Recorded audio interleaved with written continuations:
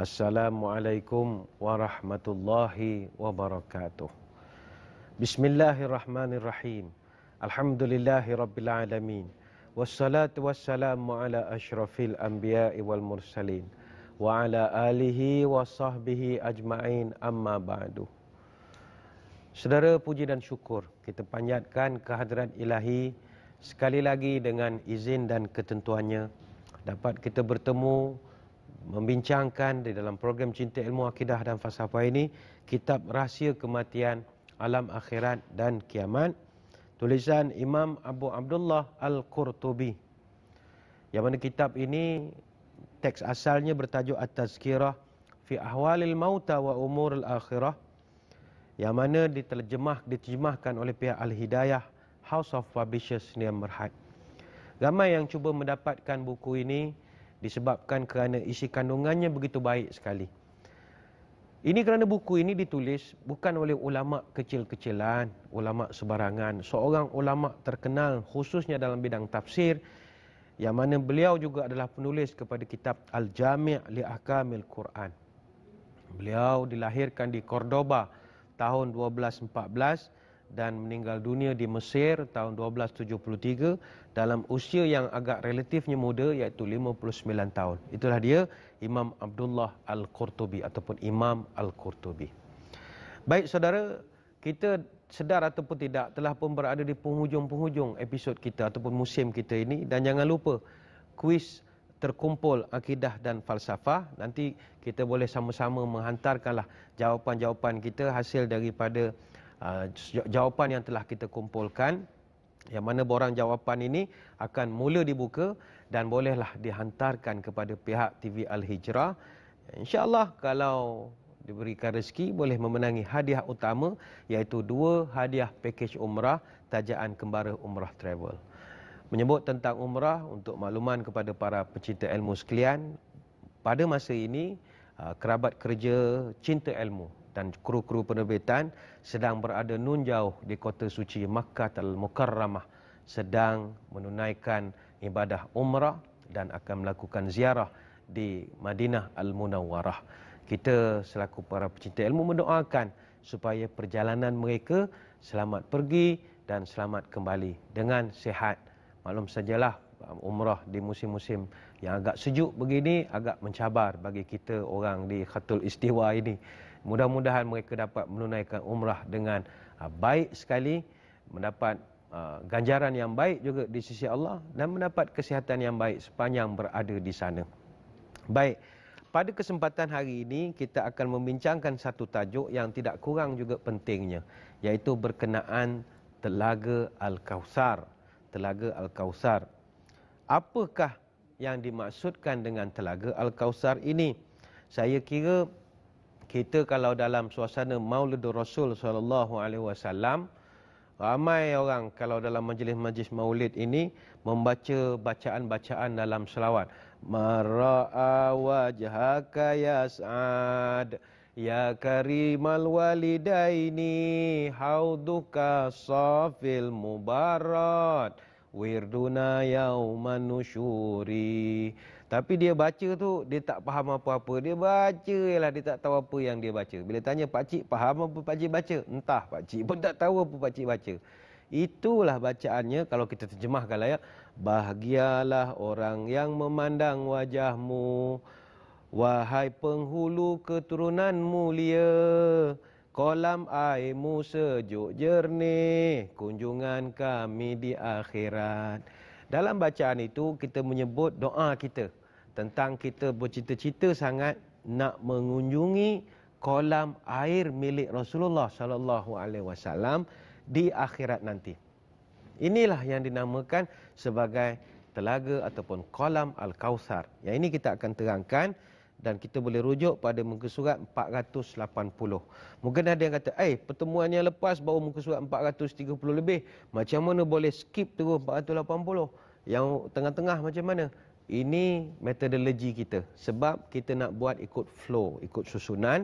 Nanti kita akan balik pula. Itu cara membaca kitab-kitab lama. Dia tidak susun macam cara orang moden sekarang. Ya.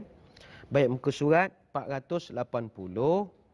Setiap Nabi mempunyai sebuah perigi. 480 ya. Rasulullah sallallahu alaihi wasallam bersabda, setiap nabi mempunyai sebuah perigi dan mereka amat bangga apabila ramai yang mengunjunginya. Aku berharap perigikulah yang paling ramai pengunjungnya. Hadis riwayat At-Tirmizi daripada Samurah. Abu Isa berkata, status hadis tersebut hasan gharib. Ibnu Al-Wasiti berkata, setiap nabi mempunyai perigi kecuali Nabi Saleh, kerana perigi Nabi Saleh adalah susu untanya. Susu untanya. Rasulullah SAW bersabda, ketika aku berjalan di dalam syurga, tiba-tiba aku berada di pinggir sebuah sungai. Dalam sungai yang kedua, pinggirnya adalah mutiara yang bertahta. Aku bertanya, sungai apakah ini, wahai Jibril? Jibril menjawab, inilah sungai Al-Kautsar yang berlumuran minyak kasturi hingga harum semerbak, yang akan diberikan kepadamu oleh Tuhanmu. Hadis riwayat Al-Bukhari daripada Anas bin Malik. Imam At-Tirmizi juga meriwayatkan hadis ini secara maknawi, tetapi ada tambahannya. Kemudian aku dibawa ke Sidratul Muntaha sehingga aku dapat melihat dengan jelas, dan ternyata di pinggir sungai itu terdapat cahaya yang amat berkilauan. Abu Isa At-Tirmizi berkata, hadis tersebut hasan sahih.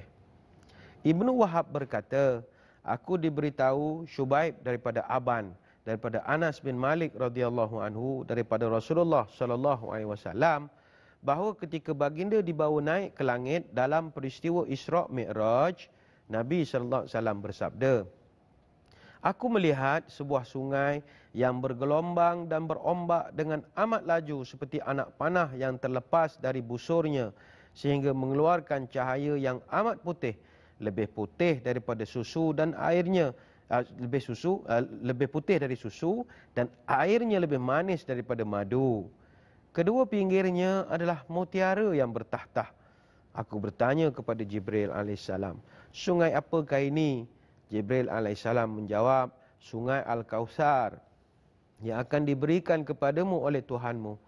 Rasulullah SAW bersabda, lalu aku dekatkan tanganku di tepi sungai itu, dan ternyata baunya seharum minyak kasturi. Kemudian aku masukkan tanganku ke dalam sungai itu, ternyata airnya adalah susu. Hadis riwayat Wahab daripada Anas bin Malik radhiyallahu anhu. Rasulullah SAW bersabda, Al-Kautsar adalah sungai di syurga. Pinggirannya daripada emas, dasarnya daripada intan permata dan batu mulia, aromanya lebih harum daripada minyak kasturi, dan airnya lebih manis daripada madu, dan lebih putih daripada salju. Hadis riwayat At-Tirmizi daripada Ibnu Umar, dan hadis ini adalah hadis hasan. Baik, saya akan terangkan. Para pecinta ilmu sekalian, apa makna Kautsar? Kautsar ini apa artinya? Kautsar ini atas wazan fau'al. Fau'al ini hyperbola ataupun mubalaghah. Kalau dalam bahasa Arab tu mubalaghah. Ini kalau dalam bahasa kita dipanggil bahasa yang hyperbola. Hyperbola ni nak menunjukkan banyak. Kalau kasir itu kita biasa dengar kasir ataupun kasra. Itu maknanya plenty ataupun banyak.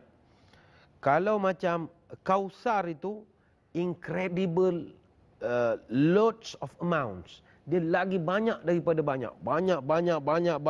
Lots and lots and lots and lots and lots of it. Banyak. Kasir itu banyak. Tapi kalau Kautsar, banyak. Banyak punya banyak. Kita kan kalau bulan puasa itu, kalau orang berbuka lah selalu mencari air kathira. Kathira itu kasir. Banyak. Maknanya boleh, dia kan dalam air itu ada banyak dia punya ingredientnya itu. Jadi itu yang orang panggil air kathira. Air banyak. Tapi kalau Kautsar, incredible lots of amount. Lots and lots lagi. Banyak lagi. Nak menggambarkan air kolam ini ataupun air perigi ini adalah air yang sangat banyak manfaatnya. Teringat saya satu riwayat. Kita kan biasa dengar satu ayat yang menyebut perkataan Kautsar ini. Apakah ayat tersebut? Inna a'tainakal kautsar fasalli li rabbika wanhar Inna sya'niaka huwal abtar. Kata Anas bin Malik radhiyallahu anhu, Nabi dapat ayat tersebut masa Nabi sedang baring-baring nak tidur. Take a nap, bukan sleeping, nap. Dia macam baring-baring nak tidur begitu. Masa tu tiba-tiba kata Anas bin Malik, Nabi rasa macam mengantuk sangat-sangat. Kemudian tiba-tiba Nabi pun macam terlelap.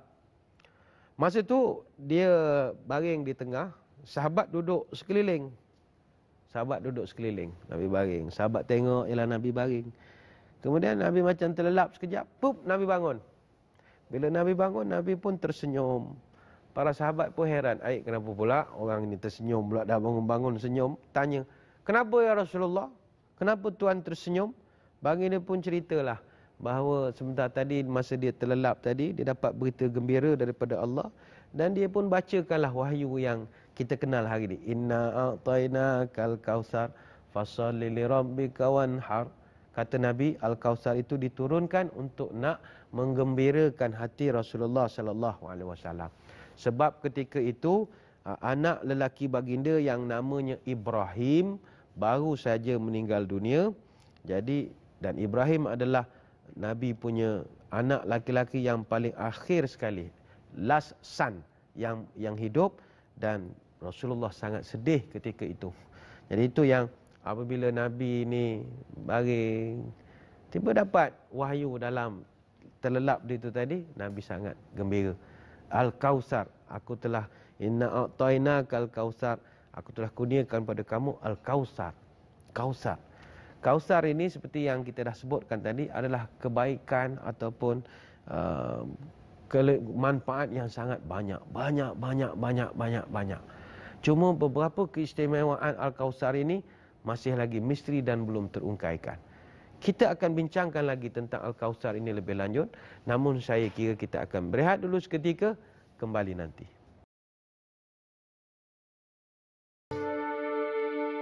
Alhamdulillah, kembali kita bertemu Cinta Ilmu, Akidah dan Falsafah.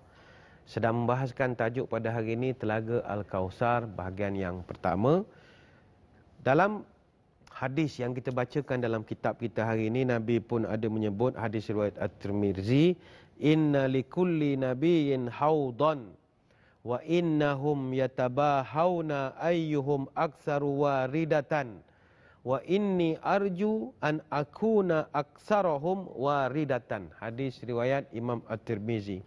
Sesungguhnya setiap nabi memiliki telaga dan mereka saling membanggakan siapakah yang telaganya paling banyak dikunjungi. Aku berharap telagaku lah yang paling banyak pengunjungnya. Hadis riwayat At-Tirmizi. Para pencinta ilmu sekalian, kita sebab berada pada segmen akidah dan falsafah, perlu saya huraikan daripada sudut akidah sedikit berkenaan tentang Telaga Kautsar ini. Hadis ataupun kepercayaan kepada Telaga Kautsar adalah kepercayaan yang sahih. Hadis-hadis sama ada secara lafaz ataupun secara makna adalah mutawatir tentang perkara Al-Kautsar ini. Dalam kitab Al-Buhur Az-Zakhirah fi Ulumil Akhirah, tulisan Imam As-Safarani, kata dia, ada kurang lebih 50 orang para sahabat yang meriwayatkan hadis-hadis tentang Telaga Kautsar. Bahkan ketika Nabi menafsirkan surah Al-Kautsar, fa innahu nahrun wa adanihi rabbi azza wa jalla alaihi khairun kasirun. Hadis riwayat Muslim, hadis nombor 400. Nabi mengatakan, telaga yang Allah janjikan kepadaku, di mana pada telaga ini terdapat lots of kebaikan yang banyak. Nabi sebut kebaikan yang sangat banyak. Sebab itu bagi kita yang duduk di aliran ahli sunnah wal jamaah, kita mempercayai kewujudan Telaga Kautsar. Ini kena ingat. Kita yang berada pada manhaj ahli sunnah wal jamaah mempercayai wujudnya Telaga Kautsar. Tetapi kalau saudara-saudari di luar, para pecinta ilmu, ada terdengar orang menyampaikan syarahan, berdiskusi, berbincang, menolak kewujudan Telaga Kautsar, baik, ingin kita terangkan pada hari ini, Kalau Mu'tazilah, Khawarij dengan Syiah Rafidah, mereka menolak kewujudan Telaga Kausar. Kita hormati pendirian mereka, tapi jangan bawa di tanah air kita. Kita di sini manhaj ahli sunnah wal jamaah, kita mempercayai kewujudan Telaga Kausar. Baik, kita bincang Telaga Kausar. Kenapa kita perlukan kepada sebuah telaga? Jawapannya, di padang mahsyar nanti, kita sangat dahaga. Dan kita sangat memerlukan kepada air untuk kita minum, untuk segarkan kita balik. Kerana dalam keadaan kepanasan yang luar biasa. Dalam hadis yang Nabi pernah bacakan, dan hadis ini kita sering bacakan di dalam akidah falsafah, Nabi memberitahu kepada Aisyah radhiyallahu anha, "Ya natabni Abi Quhafah, syughilan nasi yauma idzin anin nazar, syakhisu absarihim ila sama, mauqufina 40 sanah, la ya'kuluna wa la yashrabun."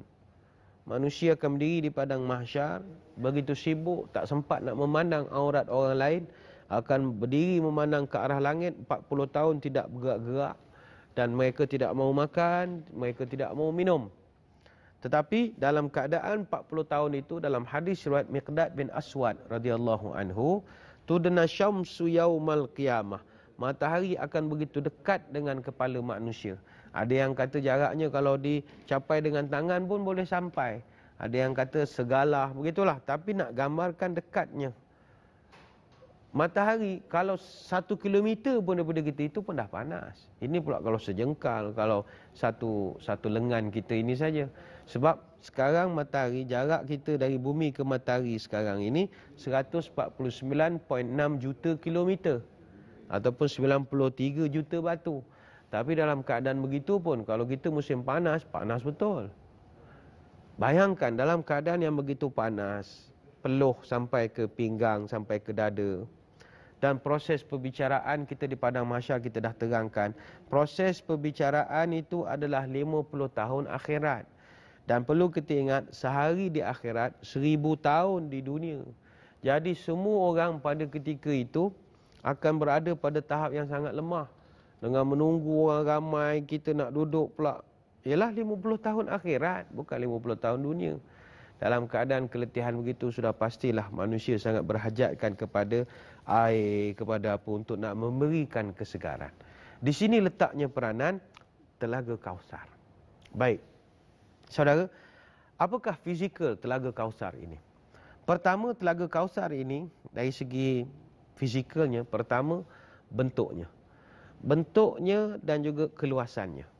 Bagaimanakah bentuk dan luasnya? Bentuknya adalah 4 segi. Ataupun bahasa Arab panggil murabba'. Kalau bahasa Inggeris panggil rectangle. Bentuknya 4 segi.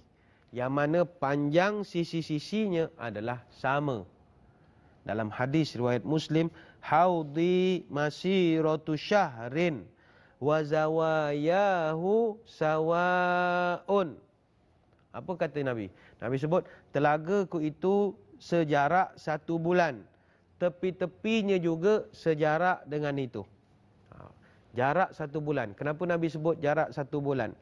Biasanya jarak 1 bulan ni kata ulama, kita ikut jarak sebulan perjalanan unta. Baik, jom kita buat matematik. Berapa jauh unta boleh berjalan? Secara normalnya, seekor unta dia boleh berjalan dalam masa 1 jam 5 kilometer kebiasaannya. Tiap-tiap hari unta dia akan berjalan purata 10 jam. Maknanya unta sehari dia berjalan 50 km. Maknanya dalam 1 bulan, kalau 30 darab dengan 50 bersamaan 1500 km. Ini bermakna panjang telaga Nabi 1500 km, lebarnya pun 1500 km. Tuan-tuan di rumah agak-agak boleh bayang atau tidak? 1500 km ni panjang mana? Panjang mana? Baiklah, saya buat tamsilan mudah saja. Kalau kita bawa kereta dari Singapura, katalah Singapura kita ambil dari Tampines lah. Tampines, ramai orang kita situ kan. Bawa kereta daripada Tampines. Kalau nak sampai 1500 km, dari Tampines sampai ke mana agak kita bawa kereta? Baik. Kalau daripada Tampines Singapura, 1500 km ini, Kalau dari Tampines drive sampai Phuket di Thailand, baru 1,321 km. Dari Tampines ke Phuket, baru 1,321 km. Kita boleh drive dalam 15 jam 14 minit. Boleh. Tapi itu pun jarak baru 1,300. Mana kena atas sikit lagi, tak sampai Bangkok lah. Tapi atas sikit lagi, baru cukup 1,500. Bayangkanlah para pencinta ilmu sekalian, betapa panjangnya telaga milik Nabi SAW. Dan lebarnya itu juga sama panjang dengan itu juga. Sama lebar. Sebab itu dalam riwayat yang lain pula ada yang menyebut, yang tadi riwayat pertama sebut jaraknya itu sejarak 1 bulan perjalanan unta.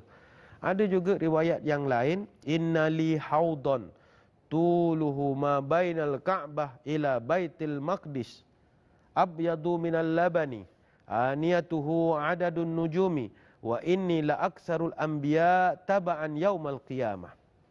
Ada pula hadis yang lain menyebut, sesungguhnya panjang telagaku bagaikan jarak antara Mekah dengan Baitul Maqdis, yang mana ianya lebih putih daripada susu, bekasnya sebanyak bintang-bintang di langit. Sesungguhnya aku adalah di antara para nabi yang paling banyak pengikutku di hari kiamat. Ada pula riwayat yang lain, panjangnya bagaikan dari Mekah ke Baitul Maqdis. Ada pula riwayat yang lain, telaga Nabi ini, inna qadri haudi kama baina ailata wa sana'a minal yamani wa inna fihi minal abariki ka'adadi nujumis samai. Hadis riwayat muttafaqun alaih. Sesungguhnya ukuran telagaku adalah sebagaimana ukuran dari Ailah. Ailah ni di mana? Di Palestin. Sehinggalah ke Sana'a, di mana? Yaman. Sana'a, Yaman. Padanya terdapat bekas sebanyak bilangan bintang di langit. Hadis riwayat Bukhari Muslim. Kalau kita ikut peta hari ini, kalau dari Palestin pergi ke Yaman, Ailah sampailah ke Sana'a, jaraknya adalah 2,034 km kurang lebih. Palestin pergi ke Yaman. Jadi kesimpulannya, telaga Nabi sangat besar. Itu yang disebut Kausar. Kausar, lots, lots, lots, lots, lots, lots.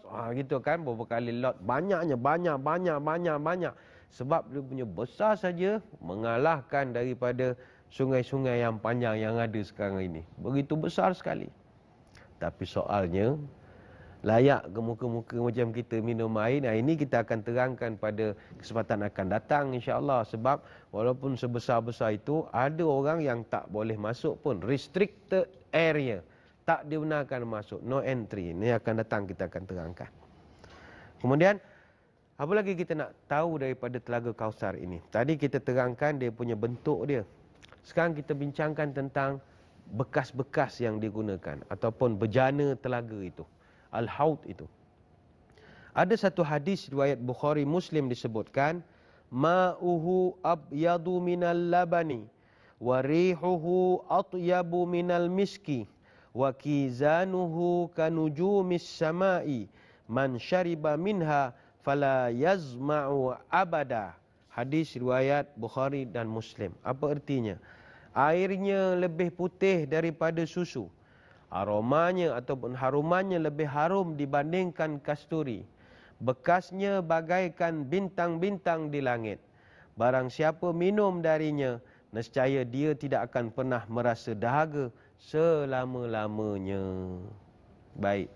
Bekas yang digunakan untuk macam kru-kru kita yang di Mekah, apa nama, nanti dia akan tahu, dia dapat melihatlah sekarang ini bagaimana bila bekas air zam-zam itu, dia punya kan ada disediakan cup ataupun cawan itu.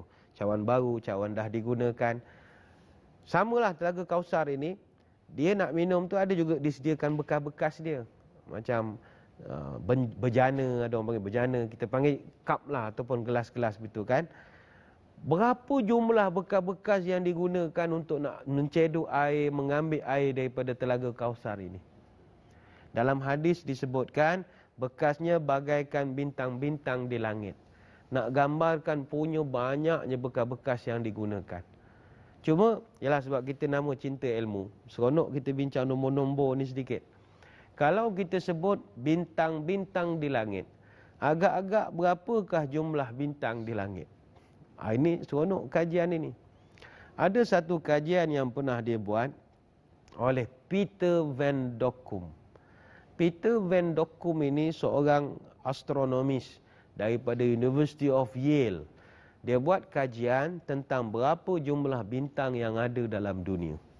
Kata dia, jumlah bintang-bintang yang ada dalam dunia ni adalah 100 sektillion. Agak-agak tuan-tuan, 100 sektillion ni berapa banyak dia punya jumlah dia? 100 sektillion. Kita biasa belajar 10 power 100,000 juta, tak ada sampai sektillion. Agak-agak berapa jumlah 100 sektillion ini? Ini saya akan terangkan selepas ini kerana kita akan berehat dulu seketika, kembali nanti. Alhamdulillah, kembali kita bertemu cinta ilmu, akidah dan falsafah. Sedar ataupun tidak, kita telah pun berada pada penghujung pertemuan kita pada hari ini membincangkan tentang Telaga Al-Kautsar. Dan saya kira dalam perbincangan kita sebelum kita berehat tadi, saya ada sebutkan tentang bekas-bekas yang digunakan untuk nak minum daripada Telaga Al-Kautsar ini. Yang disebutkan oleh beberapa hadis-hadis sahih bahawa jumlah bekas-bekas yang digunakan ini adalah sebanyak bintang di langit. Soalnya berapa banyak bintang di langit ini? Selalu sangat kita dengar istilah bintang di langit, sebagai bintang di langit. Berapa banyak bintang di langit? Ini orang putih, dia rajin mengkaji. Seorang astronomis daripada University of Yale, namanya Peter Van Dokkum. Dia buat kajian bahawa jumlah bintang di langit ini ada 100 sektillion. 100 sektillion ini adalah, kalau yang para pecinta ilmu di rumah sekarang ada pen dengan kertas, kalau nak tulis 100 sektillion ini begini, 100 0 0 0 0 0 0 0 0 0 21 kali kosong. Boleh ya? 0 0 0 0 0 0 0 0 0 0 0 21 kali. Cukup 21 kali kosong, kemudian darab 3. Itulah jumlah bintang yang ada di langit. Banyak kan? Banyak. Kan Al-Kautsar, lots. Banyak. Memang banyak. Memang banyak betul. Gelas bekas untuk nak minum itu saja 121 kali kosong darab pula 3. Kalkulator pun tak boleh nak bagi jawapannya berapa. Banyak betul. Itulah kekuasaan Allah Subhanahu Wa Taala. Itu yang kedua. Yang ketiga, bagaimanakah sifat air itu? Dalam kitab kita ni telah pun kita bacakan tadi, iaitu sifat air ini. Pertama, airnya lebih putih daripada susu. Kemudian aromanya ataupun baunya lebih harum berbanding dengan kasturi. Dan airnya itu sangat sejuk dan menyegarkan. Oh, ini mustahak. Sampaikan Nabi sebut, hadis riwayat Ahmad, abradu minas salji wa ahla minal asal. Hadis riwayat Ahmad.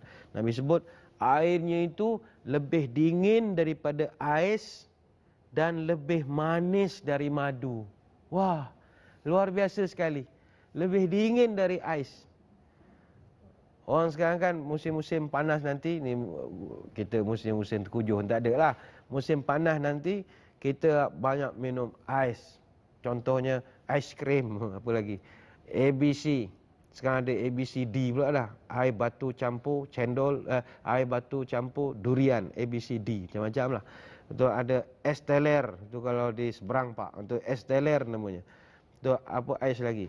Apa nama yang pergi kat kedai 711 tu, kita pump, zzz, keluar warna biru ada, merah ada. Macam-macam air sejuk.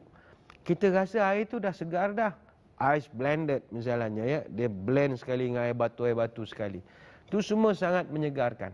Tetapi Nabi sebut, air telagaku ini lebih dingin lagi daripada ais itu.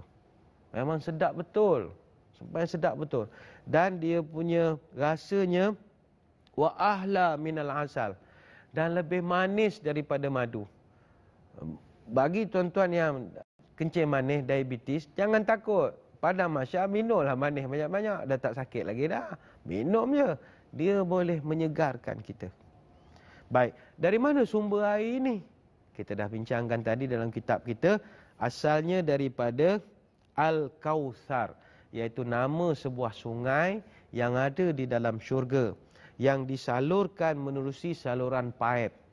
Jangan main-main. Dia suasana surga ni semua sistem piping agaknya macam kita jugalah.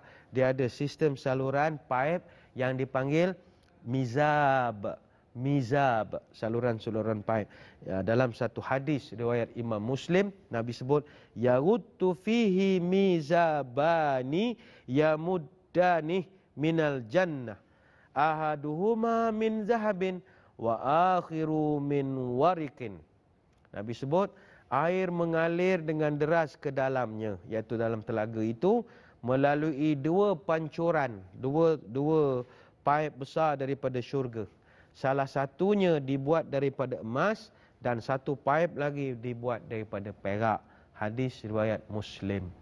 Daripada sungai itu dia ada satu sistem saliran, dia akan pergi ke dalam kolam yang seluas 1,500 km panjang, 1,500 km lebar. Sungai daripada surga. Namun para pecinta ilmu sekalian, maaf kalau kita katakan, walaupun mungkin kita seronok mendengar, wah seronoknya dapat Al-Kautsar, wah bestnya, macam manalah nak dapat. Sayang, walaupun Al-Kautsar itu dijanjikan kepada kita, namun malangnya ada di kalangan kita nanti akan kena halau daripada memasuki kawasan telaga itu. Akan ada yang kena halau. Nabi cerita, ada satu riwayat lah, Nabi pernah cerita bahawa nanti dia di padang mahsyar, dia akan kenal dengan umat dia. Ini kan biasa kita dengar dalam suasana Maulid Rasul, biasa ustaz-ustaz membawakan hadis ini. Nabi ceritalah, aku nanti kenal umat aku, walaupun ramai-ramai aku kenal. Yang duduk Kuala Lumpur, yang duduk mana-mana, walaupun tak duduk zaman dia kenal. Sahabat bertanya, ya Rasulullah, kaifa ta'rifu man ya'ti ba'daka min ummatika? Ya Rasul, macam mana pula Tuan boleh kenal umat Tuan yang datang selepas daripada Tuan? Yang duduk di Malaysia, yang duduk di Singapura, duduk di Thailand, Tuan bukan pernah pergi ke sana pun. Macam mana Tuan kenal mereka? Sepeninggalanmu, macam mana Tuan boleh kenal mereka? Maka Nabi menjawab, ara'aita law kana li rajulin khailun ghurrun muhajjilatun fi khailin duhmin buhmin ala ya'rifu khailahu. Nabi pun tanya balik, apa pendapatmu kalau ada seorang lelaki yang memiliki kuda putih yang begitu baik sekali, dan di antara kuda putih cemerlang, di antara kuda hitam yang pekat likat, bukankah dia mengetahuinya? Contohlah, kita dalam bela kuda banyak-banyak, kita punya kuda warna putih, kuda lain semua warna hitam warna. Takkanlah kita tak kenal kuda putih kita yang seekor itu. Bukan? Itu gambarannya. Ataupun kita bela kucing banyak-banyak, kucing kita warna putih, kucing jiran, kucing orang apa semua warna hitam, warna perang. Kita yang macam warna putih, mestilah kita nampak walaupun ada banyak yang lain. Jadi qala fa innahum ya'tuna yaumal qiyamati ghurran muhajjilina minal wudu wa ana faraduhum alal haudi.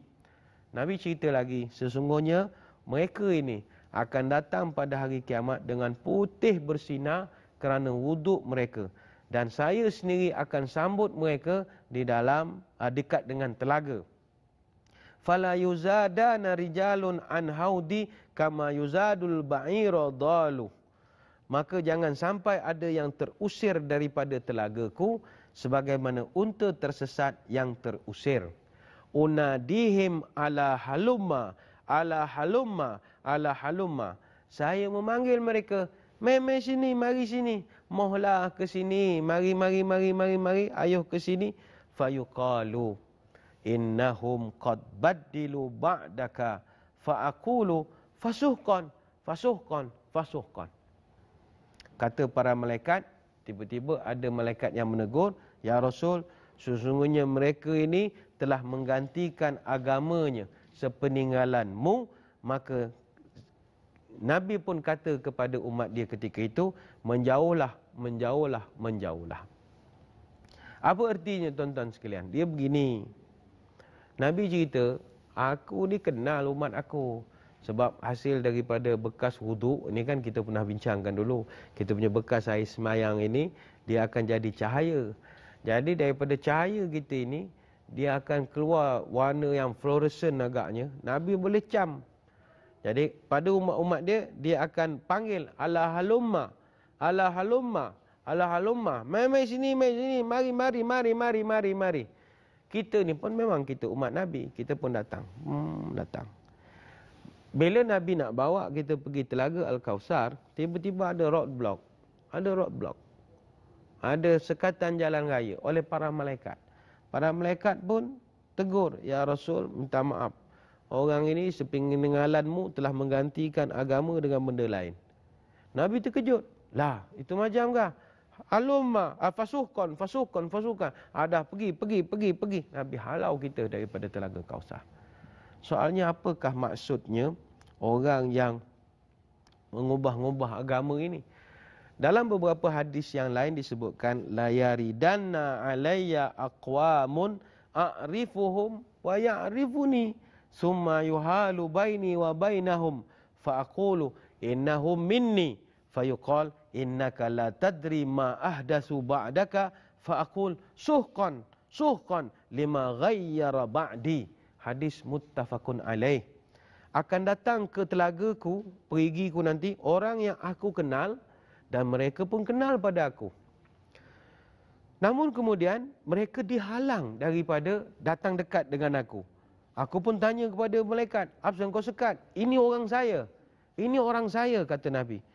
Tapi malaikat jawab, sesungguhnya Tuhan tak tahu bahawa ini orang telah mengada-ngadakan perkara-perkara yang mengarut selepas Tuhan wafat. Lalu Nabi kata, oh itu macam, fasuhkan, fasuhkan. Jauhkan orang ini daripada aku. Jauhkan orang daripada aku. Hadis riwayat Bukhari dan Muslim. Apakah golongan yang tak layak masuk dalam telaga ini? Pertama, kata ulama, nombor satu, orang yang beramal tanpa melaksanakannya itu dengan dalil-dalil yang kemas dan juga kredibel. Ini nombor satu. Jangan beramal di sesuatu amalan tanpa ada dalil dan juga hujah. Sebab ilmu ataupun ittiba' kepada perbuatan Nabi mesti berlandaskan dalam 6 perkara. Dia panggil as-sabab, al-jins, adat, kaifiyat, zaman, wa makan. Iaitu sebab, jenis, bilangan, tata cara, waktu dan juga tempat. Jangan bercanggah ini. Sebab, sebagai contoh, ada orang dia melaksanakan sembahyang tahajud khas untuk malam 27 hari bulan Rejab misalnya. Kononnya malam tu Isra' Mi'raj. Soalnya ada tak tuntutan ataupun suruhan melakukan benda ini? Tidak ada. Jangan dibuat khusus. Ini satu. Yang kedua dari segi jenis. Contohnya kita sembelih korban, sepatutnya sembelih unta, lembu, kambing ataupun adik-beradik dia. Contoh lembu kahwin dengan kambing, dapat anak dia jadi lembing. Lembing tu boleh dikorbankan. Tapi kita degil nak sembelih kuda ataupun nak sembelih ayam. Tak boleh. Ini kita lawan jenis dengan Nabi. Yang ketiga, semayang dari sudut bilangan. Zuhur 4 rakaat, kita hantam buat 16 rakaat. Bertanya pasal 16, aku dulu jahat, nak minta ampun dengan Allah. Jangan ubah. Yang keempat, tata cara kita. Bagaimanakah kita melakukan? Misalnya kalau kita ambil wudu, kaki dulu. Itu tak boleh, mesti muka dulu. Yang kelima, waktu kita.